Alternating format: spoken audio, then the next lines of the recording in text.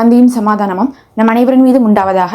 எல்லா புகழும் இறைவன் ஒருவனுக்கே. நம்ம தொடர்ந்து நிலவரங்களை பார்த்துட்டு இருக்கோம். இப்போ வந்திருக்கக்கூடிய சில முக்கியமான தகவலை ஒரு தொகுப்பாக பார்க்கலாம். நம்ம கடந்த ஒரு வாரமாகவே நம்ம சொல்லிட்டு தான் இருக்கிறோம். என்னதான் ஈரானுக்கும் இஸ்ரேலுக்கும் நடுவில் போர் நின்னாலும் சரி, இஸ்ரேல் ஈரானுக்குள்ள நிறைய கிரவுண்ட் ஆப்ரேஷனை ஆரம்பிச்சிருக்காங்கன்ட்டு இன்னைக்கு வந்திருக்கக்கூடிய தலைப்பு செய்தியை நீங்கள் கேளுங்க. Multiple explosion heard from the south east of Tehran. அதாவது ஈரானுடைய டெஹ்ரான் இருக்கு பாருங்க, தலைநகரம். அதோடைய சவுத் ஈஸ்ட் பகுதியில் முக்கிய 3 இடத்துல வந்து பார்த்தீங்கன்னா வெடிப்பு ஏற்பட்டிருக்கு. அதனால ரொம்பவே தீலாம் படர்ந்து ஒரே புகை மண்டலமாக அந்த ஏரியாவா வந்து காட்சி அளிச்சிட்டு இருக்கு. அதை அணைக்கிறதுக்காக முற்பட்டு இருக்காங்க. இது வந்து குண்டு வெடிப்பா இல்லை வான் தாக்குதலான்னு கேட்டிங்கன்னா, இது குண்டு வெடிப்புண்டோ இல்லை வான் தாக்குதலோ நம்ம சொல்ல முடியாது. ஆனால் அங்கே ஏதோ ஆக்சிடென்ட் ஆகிற மாதிரியே என்ன பண்ணுறாங்க, செட் பண்ணுறாங்க. இது என்னைக்காவது ஒரு தடவை நடக்கும்போது ஒரு விஷயம் ஆக்சிடென்ட் ஆகலாம். ஆனால் நேற்று மட்டுமே பார்த்தீங்கன்னா 3 இடத்துல ஒரே நேரத்தில் செஞ்சுருக்காங்க. இதுக்கு முன்னாடியும் வந்து பார்த்தீங்கன்னா இந்த போர் நிறுத்தப்பட்ட ஒரு வாரத்தில் இந்த மாதிரி பல தடவை நடந்துச்சு. அதுவும் குறி வச்சு ஐஆர்ஜிசியுடைய பில்டிங் மேலேயே வந்து செஞ்சுட்டு இருக்காங்க. இதுக்கு முன்னாடி ஐஆர்ஜிசியுடைய தலைவர்களை வந்து இவங்க தாக்குனதுக்கு போது தான் இஸ்ரேல் என்ன பண்ணாங்க, தாக்குதலையே ஆரம்பிச்சாங்க. இந்த தடவையும் பார்த்தீங்கன்னா ஐஆர்ஜிசி பில்டிங்லேயே வந்து தாக்குதல் நடத்தியிருக்காங்க. அங்கிருந்த ஐஆர்ஜிசியை சேர்ந்தவங்களுக்கு வந்து பார்த்தீங்கன்னா பெரும் பாதிப்பு இதனால ஏற்பட்டிருக்கு. 2 இடம் வந்து ஐஆர்ஜிசி பில்டிங், இன்னொன்று வந்து ஆயுத உற்பத்தி செய்யக்கூடிய இடம் அப்படின்னு சொல்லிட்டு சொல்லப்படுது. இப்போ அவங்க என்ன பண்ணிட்டாங்கன்னா முழுசாவே வந்து இந்த இஸ்ரேலை சப்போர்ட் பண்ணக்கூடிய இந்த ஐரோப்பிய நாடுகள், அமெரிக்கா, இவங்க எல்லாருமே என்ன பண்ணிட்டு இருக்காங்கன்னா ஐஆர்ஜிசி, அதுக்கப்புறம் பார்த்தா இன்னொரு பக்கம் ஆயுதம், இது 2ஐயும் தான் நம்ம அழிக்கணும். பேலஸ்டிக்கை உருவாக்கவே விடக்கூடாது. அதே மாதிரி ஐஆர்ஜிசியவே வந்து என்ன பண்ணிடணும், நிலை குலைய வச்சிடணும்.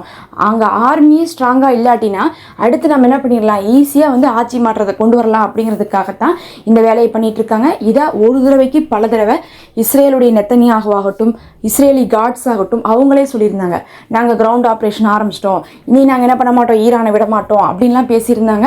அடுத்தடுத்து பாருங்கள், இனி ஈரானுக்குள்ளே நாங்கள் சம்பவத்தை செய்வோம்லாம் சொல்லியிருந்தாங்க. போன வாரமே சொல்லியிருந்தாங்க. பார்த்தீங்கன்னா இப்போ தொடர்ச்சியாக ஒரு நாள் விட்டு ஒரு நாள் ஏதாவது ஒரு வெடிப்பு வந்து ஏற்பட்டுகிட்டே இருக்குது. நேற்று மட்டுமே 3 இடத்துல ஒரே நாளில் ஏற்பட்டிருக்கு. அதுவும் ஐஆர்ஜிசியே குறி வச்சு செஞ்சுருக்காங்க. அதுவரை என்ன நடந்துச்சுன்னு பார்த்தீங்கன்னா, நேற்று பெசக்சியன் வந்து அறிவிச்சிருந்தாரு, சரி அமெரிக்காட்ட நாங்கள் சமாதானத்துக்கு வரோம், ஆனால் நீங்கள் வந்து ஈரானை தாக்க மாட்டேன்னு சொல்லிட்டு உறுதிமொழி கொடுங்கன்னு கேட்டிருந்தாங்க. ஆனால் இந்த தாக்குதல் நடந்ததுக்கு பிறகு பெசக்சியன் என்ன சொல்லிட்டாருன்னா, சமாதானத்துக்கு வர முடியாது, ஒன்றுத்துக்கும் வர முடியாது, இங்கே எங்களை கூப்பிடாதீங்க.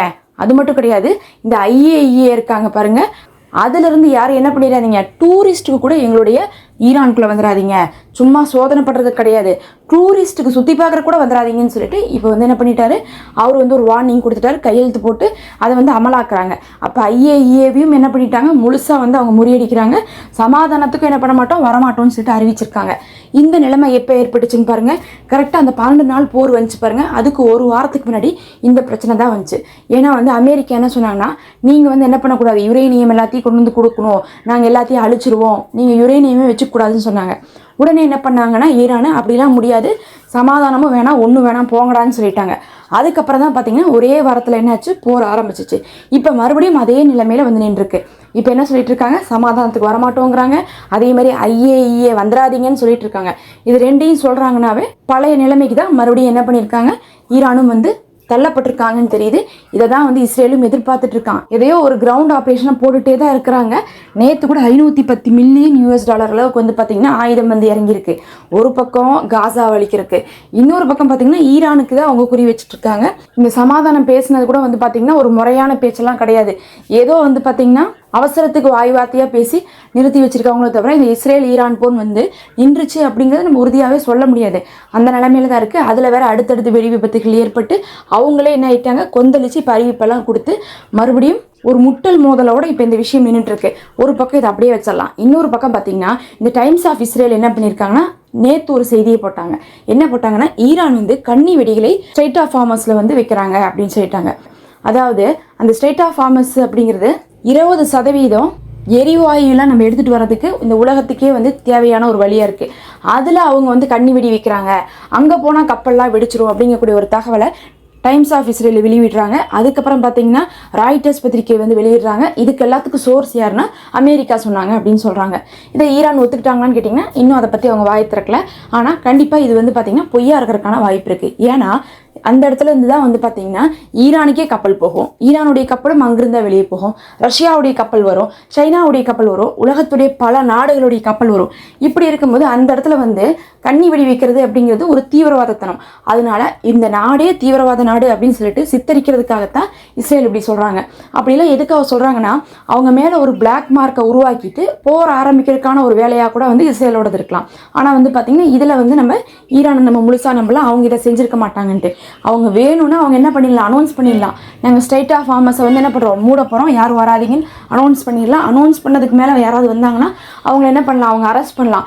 இத்தனை வழி இருக்குது, இத்தனை வழியை விட்டு போட்டு போய் கண்ணி வெடி வைக்கிறாங்கன்னு சொல்கிறதுலாம் நம்ம வந்து பார்க்கும்போது இது இஸ்ரேலுடைய வேலை தான். இந்த இஸ்ரேல்காரன் தான் என்ன பண்ணுறது, அடுத்தவங்களுடைய நாட்டில் போய் IRGCயில் வந்து இப்போ பார்த்தீங்கன்னா எதுக்காக வந்து அங்கே வெடிச்சிச்சுனே தெரியல. ஒரே நாளில் 3 இடத்துல வெடிச்சிருக்கு. அதுக்கு முந்தின நாளும் இதே மாதிரி தான் பண்ணுச்சு, 3 இடத்துல வெடிச்சிச்சு. வைக்கும் போதெல்லாம் இவங்க 3 இல்லை 4 இப்படி தான் வச்சுட்டு இருக்காங்க. 2 1 கிடையவே கிடையாது, இப்படி தான் பண்ணிட்டு இருக்காங்க. அப்போ இவன் தான் என்ன பண்ணிட்டு இருக்கான், இந்த வேலையை பண்ணிட்டு இருக்காங்க போது அந்த ஸ்டைல்லையே என்ன பண்ணிட்டு இருக்காங்க, இப்போ ஒரு பொய்யான தகவலையும் பரப்பிட்டு இருக்காங்க. நம்ம பார்த்துருப்போம், செங்கடலில் கூட வந்து பார்த்திங்கன்னா கண்ணி வெடிலாம் வைக்கவே இல்லை.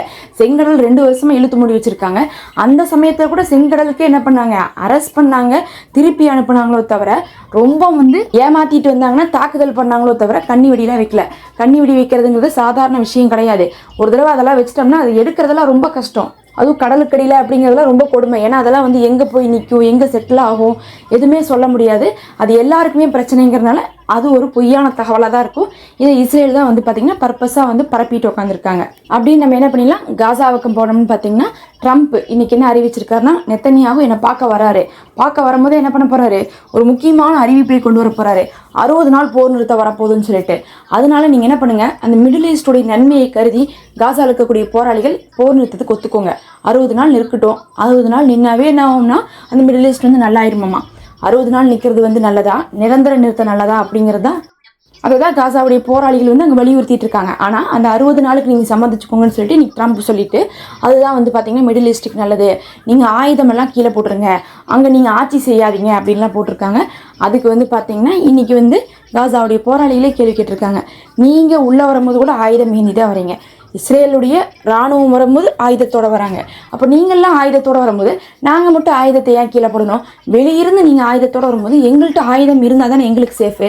நாங்கள் இந்த நாட்டில் இருக்கக்கூடிய தீவிரவாதிகள் கிடையாது, இந்த நாட்டுடைய மக்கள், இந்த நாட்டுடைய இராணுவம், இந்த நாட்டுடைய ஆட்சியை செய்தவர்கள்.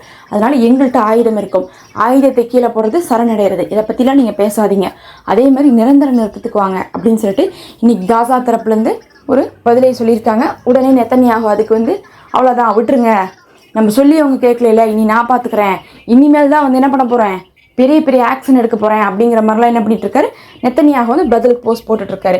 இந்த 60 நாள் நிறுத்தம் வந்து வர்றதுக்கான சான்ஸ் வந்து ரொம்ப கம்மியாக இருக்குது. அது வந்தாலும் பிரயோஜனம் இல்லை அப்படிங்கிறது நமக்கு தெரியும். நெத்தனியாக இப்போ என்ன சொல்லியிருக்காருன்னா, நான் சிவிலியன்ஸையும் என்ன பண்ணுவேன்னா இனிமேல் அங்கே இருக்கக்கூடிய போராளிகளாக தான் ட்ரீட் பண்ணுவேன்.